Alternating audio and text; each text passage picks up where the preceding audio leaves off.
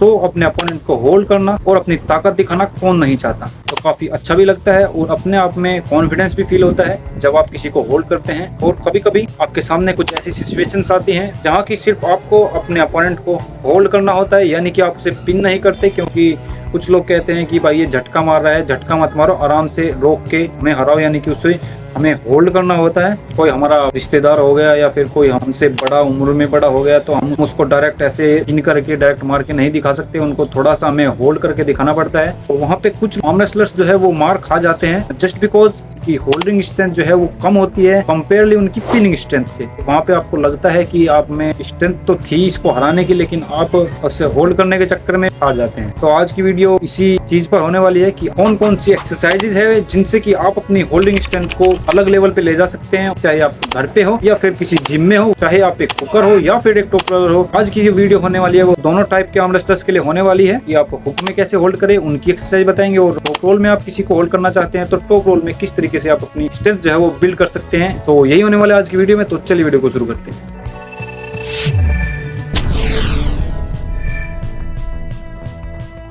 तो स्वागत है दोस्तों आपका हमारे आर नाम से भी चैनल पर। मैं नाम है संजू और नवीन अभी थोड़ा काम कर रहा है क्योंकि आज उसे थोड़ा काम था, आज वो शायद खेत में गया है। तो आज की जो एक्सरसाइज है वो मैं ही आपको बताने वाला हूँ। तो आज हम घेर में हैं तो मैं आपको वे सारी एक्सरसाइज बताऊंगा जिनसे कि आप अपनी होल्डिंग स्ट्रेंथ बढ़ा सकते हैं, चाहे आप घर पे हो या फिर किसी जिम में हो। और ये बिगिनर टू प्रो सीरीज का 9वां एपिसोड होने वाला है। हमने बहुत सारे एपिसोड बनाए हैं जिनमें कि सिर्फ हमने आप मूव्स को एक्सप्लेन किया है, आर्म रेसलिंग को एक्सप्लेन किया है, लेकिन कोई भी वीडियो जो है वो एक्सरसाइज के ऊपर नहीं है। तो जो 9वां एपिसोड है वो एक्सरसाइज के ऊपर ही है कि आप उन मूव्स का कुछ नहीं कर सकते अगर आप में स्ट्रेंथ नहीं है।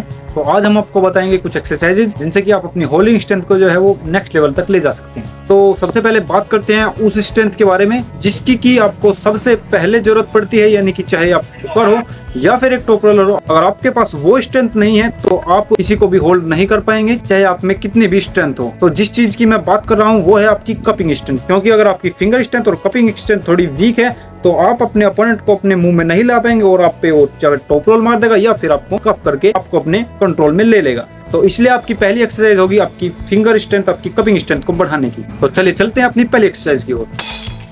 तो अपनी होल्डिंग स्ट्रेंथ को, अपनी कपिंग, अपनी फिंगर स्ट्रेंथ को बढ़ाने के लिए जो आपकी सबसे पहले एक्सरसाइज होगी उसके लिए आपको जरूरत पड़ेगी एक रोड की और उसमें वेट्स। आपको जो रोड है वो अपने आगे ऐसे पकड़नी है और आपको जो रोड है वो आपके फिंगर्स के एज तक ले जानी है और वहां से उसको उठा के लाना है। तो इस एक्सरसाइज के आप 10 से 12 रेप और 3 से 4 सेट्स जो है वो निकाल सकते हैं प्रोग्रेसिव ओवरलोड के साथ। अपनी होल्डिंग स्ट्रेंथ को और ज्यादा बढ़ाने के लिए आप क्या कर सकते हैं कि अपनी रोड को जो है फिंगर्स की एज तक ले जाना है इस तरीके से, और वहां पे अपने मैक्सिमम वेट को जो है वो होल्ड करना है जितना भी आप कर सकते हैं अपने मैक्सिमम टाइम तक। तो इससे आपकी होल्डिंग स्ट्रेंथ जो है वो बहुत ज्यादा इंक्रीज होगी, आपकी कपिंग स्ट्रेंथ, आपकी फिंगर स्ट्रेंथ जो है वो बहुत अच्छी तरीके से ट्रेन हो जाएगी। और अगर आपके पास ये वेट, ये रोड वगैरह नहीं है, हमारे भाइयों के लिए, उनके लिए भी एक्सरसाइज है। आपको एक पाइप की जरूरत होगी, या पाइप हो या फिर कुछ ऐसा लट्ठा हो, और आप सभी के ग्रुप बाल्टी तो मिल ही जाती है। तो इस बाल्टी में जितना आप वेट डाल सकते हैं वेट डालिए और इस तरीके से इसमें डाल दीजिए और यहाँ पे जो है तरीके से होल्ड करना है आपको अपनी फिंगर्स के एज तक, जो है जहाँ तक आप ले जा सकते हैं वहाँ पे ले जाके उसको होल्ड करना है। और आप इस तरीके से रैप भी लगा सकते हैं और वहाँ पे जितना ज्यादा होल्ड करेंगे आपकी फिंगर स्ट्रेंथ जो है उतनी ही ज्यादा इंक्रीज होगी। और इसकी सेकंड एक्सरसाइज के लिए जो आपकी कपिंग स्ट्रेंथ में आपकी हेल्प करेगी वो है कि आप कहीं बेंच वगैरह पे या फिर आपकी कुर्सी वगैरह पे बैठ के आप अपने रोड को है, वेट को है, इस तरीके से आप अपने रिस्ट पर डाल सकते हैं। आपको ऐसे रैप नहीं लगाने हैं, यानी कि अपने रिस्ट को पूरा नहीं खोलना, अपने रिस्ट को बिल्कुल स्ट्रेट रखना है। अपना वेट है वो अपने कैपेसिटी के हिसाब से लीजिए जिससे कि आपकी रिस्ट में दिक्कत ना हो। और आप इस तरीके से पार्सल्स जो है वो इस तरीके से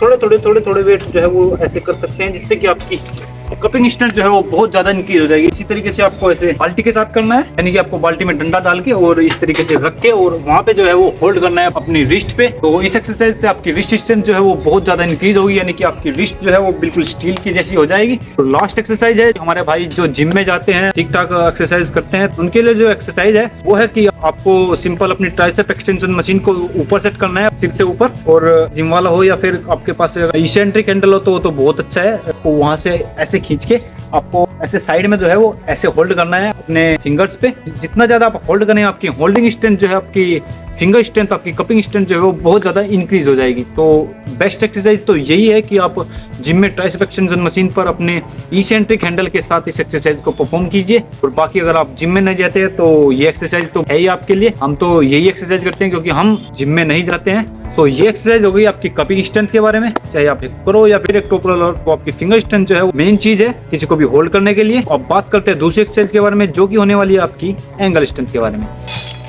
तो अगर आप टॉप रोल में किसी को होल्ड करना चाहते हैं तो उसके लिए सिंपल आप एक लोडिंग पिन और कुछ वेट्स लगेंगे, ऐसी रोप बंदा आप बना सकते हैं किसी भी कपड़े का जो कि आपकी थंब में वो इस तरीके से आ जाए। और आपको अपनी एल्बो को किसी भी टेबल वगैरह पर या फिर किसी भी चीज पर रखकर इस तरीके से रखकर आपको जो है वेट को जो है वो इस तरीके से होल्ड करना है जितना कि आप कर सकते हैं, जितने की आपकी मैक्सिमम कैपेसिटी है वेट की। और इस तरीके से आप पार्सल्स भी लगा सकते हैं, थोड़ा ऐसा जर्क टाइप जैसे कि डेमोलेट भी करते हैं।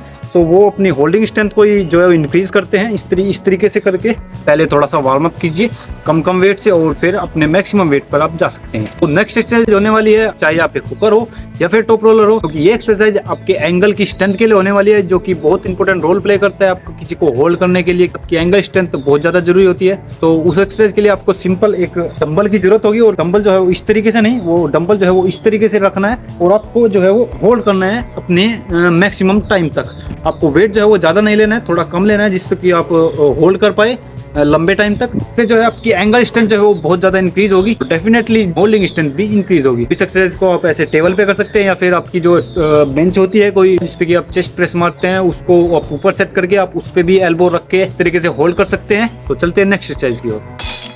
तो आपकी अगली एक्सरसाइज होने वाली है वो भी डंबल के साथ ही होने वाली है, जिसमें कि आपको सिंपल एक डंबल चाहिएगा और आपको क्या करना है कि आपको हैमर कर्ल मारनी है। आपको हैमर कर्ल इस तरीके से नहीं मारनी है, यानी कि आपको सिर्फ ऐसे करके ऐसे हैमर कर्ल नहीं मारनी है। आपको हैमर कर्ल मारते वक्त आपको करना है होल्ड, यानी कि आपको ऐसे ऊपर ले जाना है और आराम आराम से होल्ड करते नीचे ले जाना है। आपको इसी तरीके से ऐसे करना है। तो आप इसके 10 से 12 रैप मार सकते हैं। ऐसे होल्ड करके ही आपको झटके के साथ ऊपर लाना है और आराम से आपको नीचे ले जाना है। तो इस एक्सरसाइज से भी आपकी एंगल स्ट्रेंथ जो है वो बहुत अच्छी तरीके से इंक्रीज होगी और डेफिनेटली आपकी होल्डिंग स्ट्रेंथ जरूर बढ़ेगी। सो आपकी होल्डिंग स्ट्रेंथ को बढ़ाने के लिए आप जो लास्ट एक्सरसाइज होगी जो कि आपकी हेल्प करेगी टॉप रोल में किसी को अच्छी तरीके से होल्ड करने के लिए और जो डायरेक्ट जो है वो टेबल पर इफेक्ट देगी, उस एक्सरसाइज के लिए आपको सिंपल एक ऐसी पुली की जरूरत होगी। या फिर आप जिम में अगर है तो आपको अपनी ट्राइसेप एक्सटेंशन मशीन को अपने शोल्डर के लेवल पर सेट करना है। शोल्डर के लेवल पर सेट करने के बाद आपको करना क्या है, कपड़ा या फिर कोई बेल्ट वगैरह जिसमें कि आप अपना थंब ऐसे डाल सके, थंब को ऐसे डाल के और आपको